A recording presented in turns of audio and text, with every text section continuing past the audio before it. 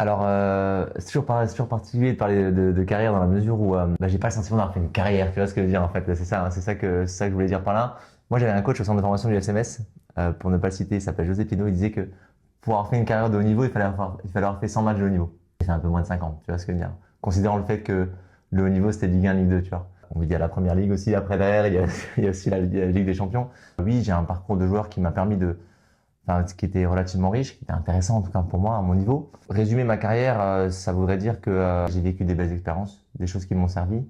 Pour répondre à ta question, ce qui est intéressant, c'est de se dire que comment les expériences-là, elles m'ont permis de m'enrichir personnellement et aujourd'hui, elles me servent effectivement dans le métier, qu'on en parlera certainement tout à l'heure, mais aussi dans mon rôle d'entraîneur. Si jamais j'avais un élément qui devait ressortir par rapport à ce que ça m'a apporté, c'est de prendre du recul un petit peu par rapport à ce que je vis aujourd'hui. C'est-à-dire que il y a les résultats, mais les résultats, ils se font. J'essaie de prendre pas mal de recul par rapport à ça. C'est-à-dire qu'on gagne, on perd, mais c'est que de la R2, quoi. D'accord. Donc, faut relativiser un petit peu tout ça. Donc, voilà, je suis un peu dans cette dynamique-là. Et pour autant, je me régale bien dans ce que je fais aujourd'hui. Et je pense que ce que j'ai vécu me sert effectivement, pas au quotidien, mais dans ma semaine de travail.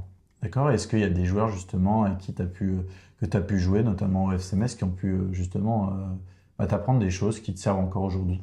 Alors apprendre non, mais quand je dis apprendre, pas nécessairement par le biais des partenaires, mais ce qui m'a forgé des choses, ce qui m'a appris des choses, c'est la compétition. C'est-à-dire que quand tu rencontres des joueurs intéressants, notamment en Ligue 1, bah, tu t'aperçois qu'effectivement, bah, il y a encore un gap important pour vraiment accéder au très haut niveau. L'apprentissage est là, c'est-à-dire c'est pour ça que je dis que c'est intéressant de relativiser parce que quand tu joues Lyon, quand tu joues Monaco et que tu vois les joueurs qui sont en face de toi, tu dis bon voilà, il y a un peu de boulot encore, il y a un peu de boulot pour arriver à ce niveau-là. Après, dans l'entraînement, il y a des joueurs qui ont été marquants, effectivement, je pense à Franck Ribéry, par exemple, tu vois, on a été ensemble à l'entraînement, tu dis, ok, voilà, le très haut niveau, c'est quand même quelque chose d'autre, quand même. Il lui a dit le